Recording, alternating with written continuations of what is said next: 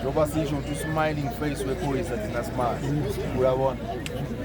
So ngisho ukuthi ngiyabonga kakhulu and njengoba sibuyela emuva senizobuyela manje ngicabanga ukuthi niyokwenza i-workplace what exposure and manje yona ngizobe sengiqala ukusebenza okusemqoka kakhulu manje ukodwa lizigade lizibese badubula abantu lanyanga abantu banebhamu banayo inkinga and lokho asifuni ukufihla manje ngoba bezama ukufihla ukuthi ne-meeting ezwa ukuthi siyabona okwenzekayo amaphoyisa ayayo siyangcwaba nje kusasa eMpumalanga ngeke sikumele lo kodwa sikuthuze bese uthi hayi mina ngisayi thathani i-uniform yenu no woza uzofayitha nathi ulwe nathi sinqobe this thing uyabona.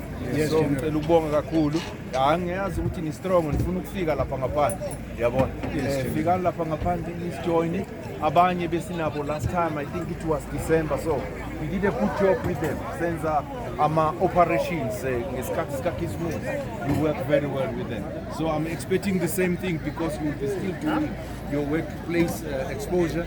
We will ask you to come out and work with us as well, and in that way you will be learning again what to do and how to do things, but you know exactly now what you must do. The only thing is to implement all what we actually you have learned inside here. So from my side I want to say thank you very much and ngiyabonga khulekani niyopaka into zenu vele kube njalo ne ngiyobabona ekhaya ne ngene ekhaya kuqala ungahambi ye hayi yes hawu ake niye ekhaya kuqala uhlale phansi uyinike nje 2 hours nabo bajabula ukubona ukuyile bese ubona abangani kepha kwalokho. Yes siyabonga kakhulu. Thank you very much. Thank you.